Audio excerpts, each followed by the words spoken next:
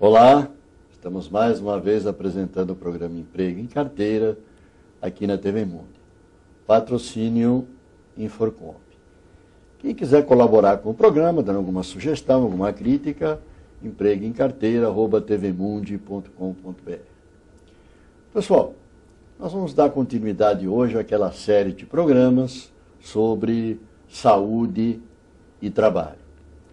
Hoje nós vamos falar sobre o trabalhador da terceira idade, o trabalhador mais velho, que volta a trabalhar ou continua trabalhando.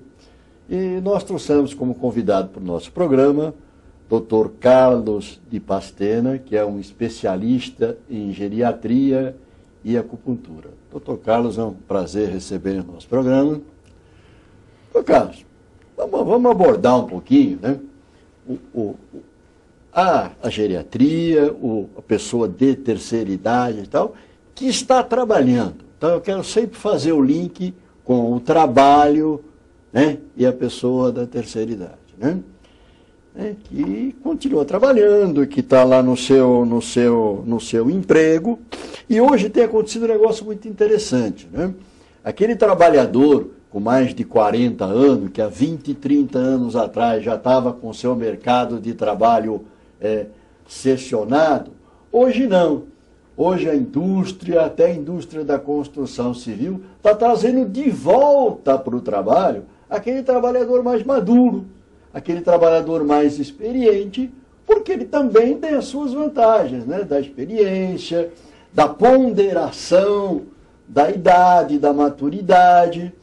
Então nós vamos falar um pouco sobre isso. Eu não sei se no seu consultório, no seu dia a dia, existe esse tipo de abordagem, mas como é que você vê esta relação entre o trabalhador da terceira idade, né, o homem da terceira idade, uma mulher da terceira idade e o trabalho? É um prazer estar aqui, eu agradeço muito o convite. E essa questão é uma questão que vem acontecendo, né? Hoje em dia a gente observa que um fator importante para o idoso estar atuante, estar ativo e ter saúde ao mesmo tempo, ele está muito relacionado com a funcionalidade.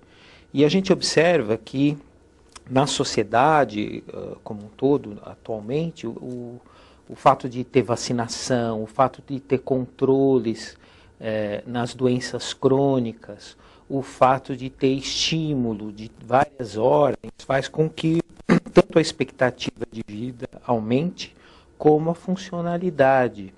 Então, o que a gente observa hoje é que não é só a expectativa de vida que aumenta também a participação da população idosa, ou seja, acima dos 60 anos. Não aumentou a vida, mas aquela vida encostada, não, uma vida ativa. É uma vida ativa, uma vida funcional, e que isso também se reflete no trabalho, né? Quer dizer, a pessoa tem condições de estar oferecendo à sociedade e, ao mesmo tempo, atingindo o objetivo de cumprir com as suas próprias necessidades. Eu vejo muito fator psicológico também, né?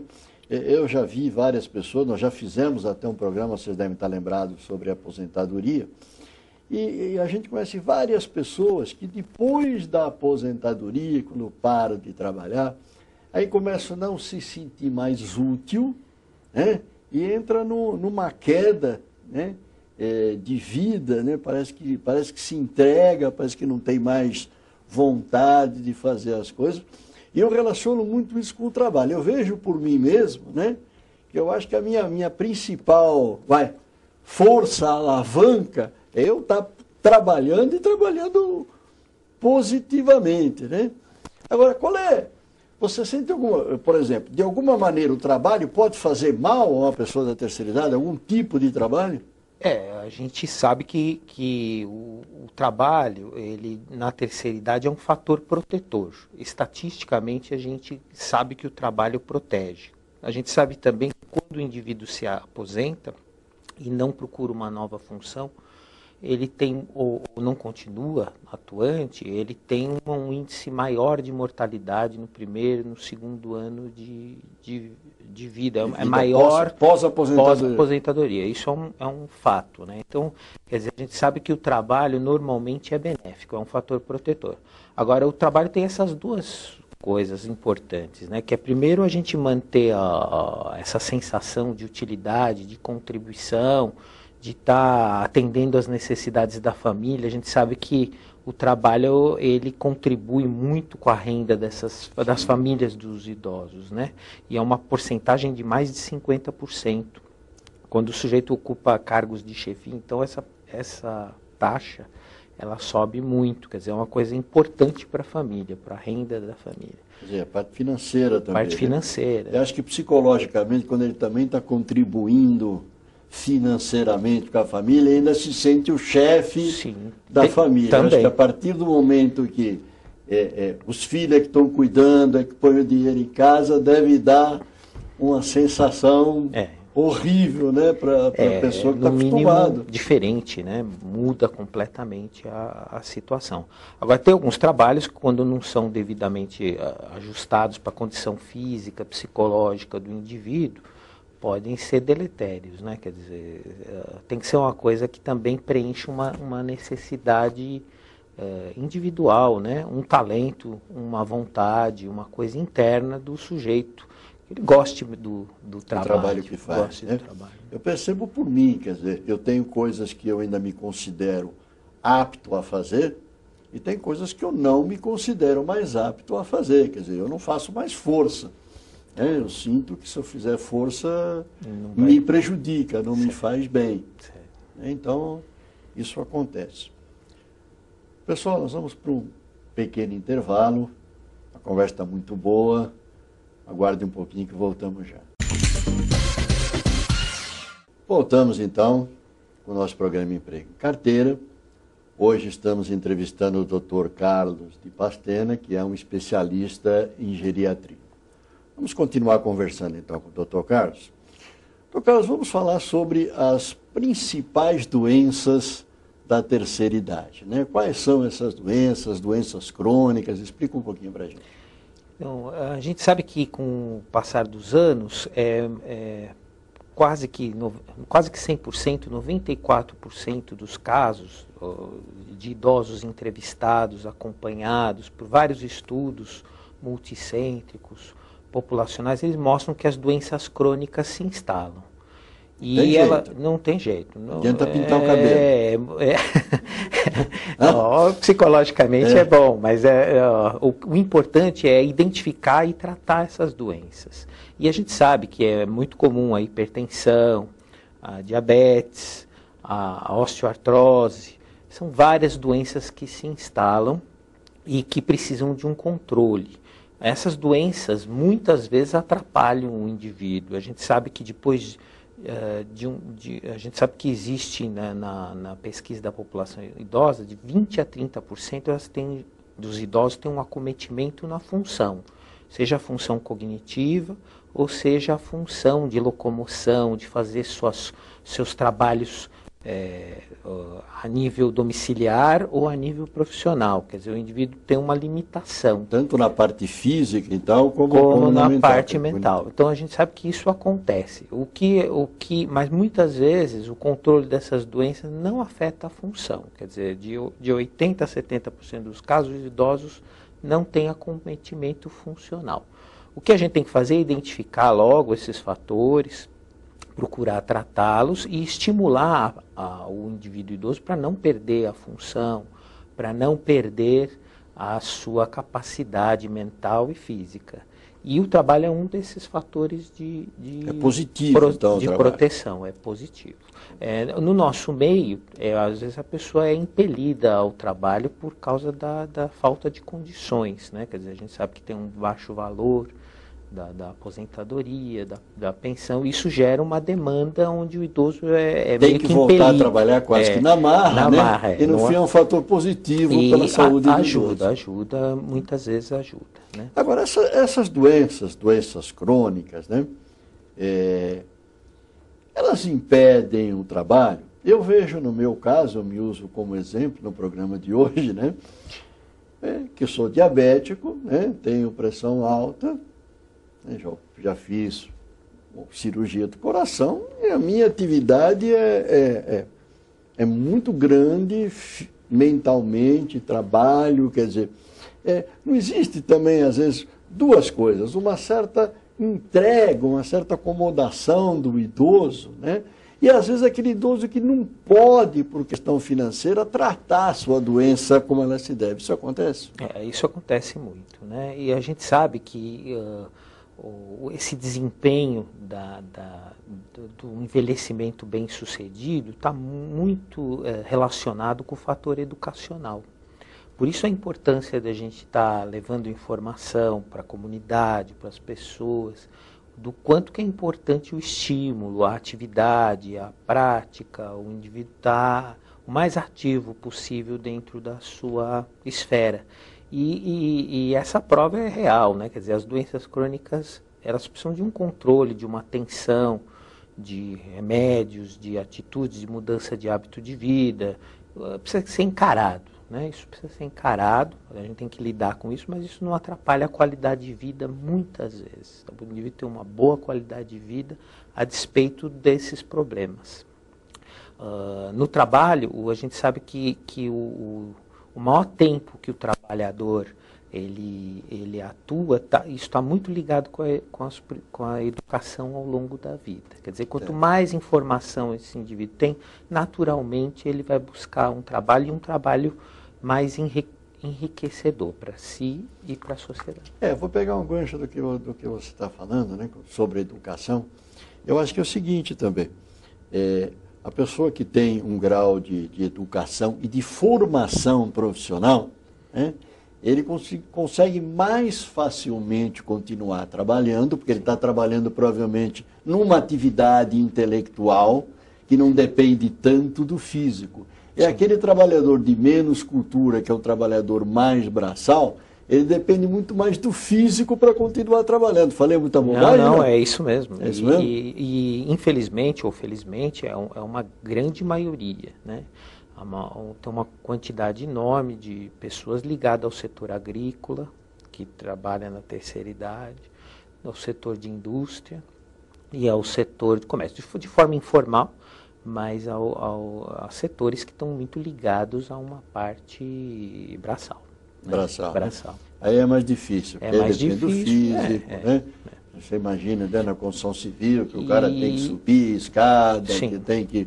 E o fator idade, ele vai fazendo a participação do mais idoso diminuir, né? Quer dizer, nessa parte braçal, a idade é preponderante, quer dizer, depois de uma certa altura, ele é um fator limitante para a continuidade do trabalhador.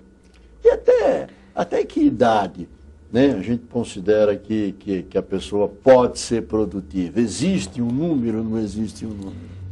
A gente observa que em alguns lugares, né, em alguns serviços tem um prazo, né? Mas a gente não acredita tanto nisso, a gente acredita mais na funcionalidade, desde que tenha uma atividade, desde que a função esteja preservada, tanto do ponto de vista do que está apresentando como serviço, como em termos de satisfação pessoal, seria extremamente válido. Acho que isso tudo ainda vai precisar de uma revisão, né? A gente vê pessoas com mais de 90 anos com um trabalho maravilhoso, produzindo e com muita qualidade. E isso tem que servir de exemplo, inspiração para a gente estimular todo o resto da população. Pessoal, nós vamos para mais um intervalo, voltamos já, vamos continuar aqui com o Dr. Carlos. Essa conversa está muito boa, me interessa bastante também. Até já.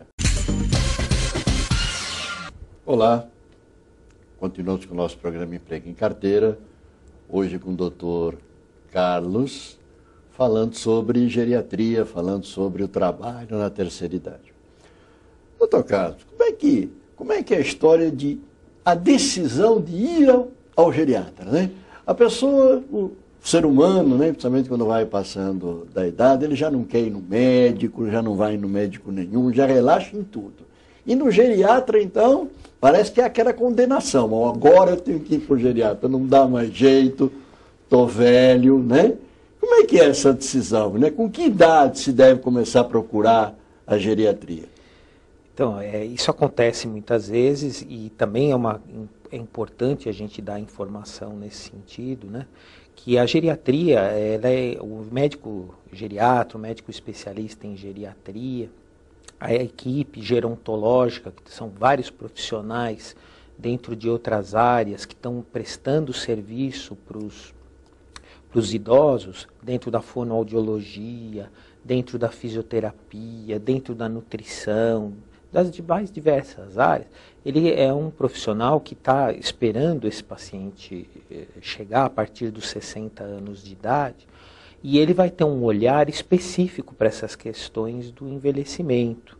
Então ele vai estar muito atento para a questão mental, para a saúde emocional, para a saúde cognitiva, ou seja, para saber se o indivíduo está com uma boa memória, uma boa capacidade de absorver e aplicar as informações. Ele vai ter uma atenção para controlar, diagnosticar, prevenir as doenças que vão prejudicar essa parte. E, ao mesmo tempo, ele também vai ter um olhar especial para manter a funcionalidade do indivíduo. Tanto a funcionalidade de cada órgão, rim, fígado, cérebro, pulmão, pâncreas, como a funcionalidade do indivíduo como um todo. Quer dizer, se ele está conseguindo subir escadas, se ele está conseguindo levantar e sentar de uma maneira confortável, se ele está conseguindo andar com o menor risco possível.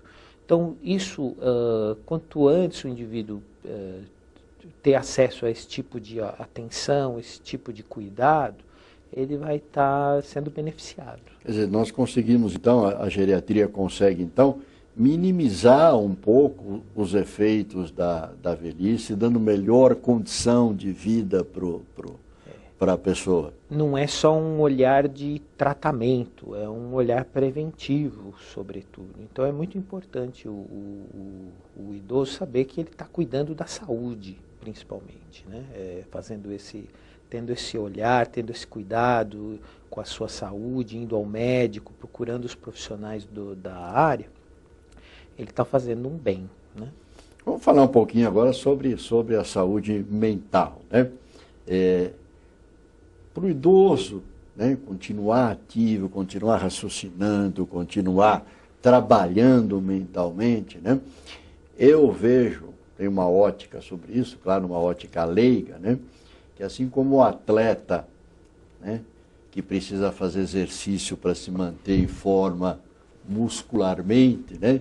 Quem trabalha, quem tem atividade mental, como no meu caso, eu acho que o exercício de pensar, né, mantém a mente sempre ativa, mantém a mente saudável. Quer dizer, eu tenho isso, não sei se certo ou errado, eu tenho isso como uma meta para mim, né?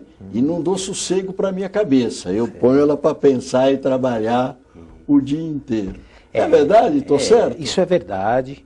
E o estímulo ele é muito importante. Ele é o que gera uma funcionalidade e uma manutenção dessa funcionalidade. Mas os últimos trabalhos também mostram um fator muito grande de proteção e de melhoria, que é a parte física. Então a gente sabe que a caminhada, a atividade física, ela também protege muito a atividade mental e emocional. A musculação, ela é muito benéfica para essa parte. Então tem um lado físico que também deve ser estimulado. É interessante essa colocação, né? Quer dizer que quando o idoso está fazendo um exercício físico, a sua caminhada diária, né?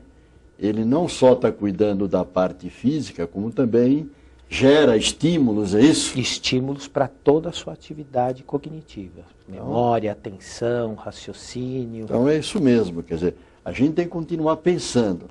Não é ficar se entregando na velhice, quer dizer, ligar a televisão lá e ficar 25 horas por dia assistindo televisão. Não, não. Tem que ter uma atividade física, é muito importante a gente relacionar todos esses fatores com prazer, né? Ter entender a importância e, ao mesmo tempo, unir isso a uma atividade gostosa, prazerosa. Isso vai ser extremamente benéfico. O trabalho, né? O trabalho, quando ele é prazeroso, em qualquer idade, né? Eu acho que ele faz muito bem à saúde. Quando ele não é prazeroso, ele faz mal à saúde, né? O que a gente sente quando a gente vê o pessoal na terceira idade, como eu, é que quando o cara está ainda trabalhando, né, precisando assim das suas necessidades básicas mesmo, ele trabalha porque precisa. Então eu tenho a impressão que o sofrimento é maior, né, quando ele realmente não conseguiu os seus objetivos de uma vida inteira e está tendo que ralar ainda, levar dinheiro para casa. Você percebe isso no consultório? Isso acontece. Acho que em tudo na vida, né? Porque a obrigação, uma coisa que é só pelo dever, ela desprovê da alma, né? Que é a parte em nós que nos move de uma maneira mais positiva. Na terceira idade o trabalho tem que ser prazeroso também, né? Claro, não só na terceira idade, mas eu tenho a impressão que o trabalho precisa ser um pouquinho mais light. Ele precisa dedicar um tempo maior para outras atividades diferentes do trabalho, não é isso? Inclusive cuidar da própria saúde, né? A gente sabe que no idoso tem vários motivos de falta ao trabalho, e um deles é a própria ida ao médico, né? Que obriga o idoso a cuidar da sua saúde ou resolver algum problema agudo de descompensação das doenças. Pessoal, infelizmente, nós vamos ter que encerrar o nosso programa. Foi muito boa a entrevista do Dr. Carlos, a gente aprendeu bastante. Dr. Carlos, queria que o senhor deixasse o seu contato para o espectador, por favor, se tiver um site. carlospastena@terra.com.br. Muito obrigado. Muito obrigado. Pessoal, até a próxima e um bom trabalho para todos.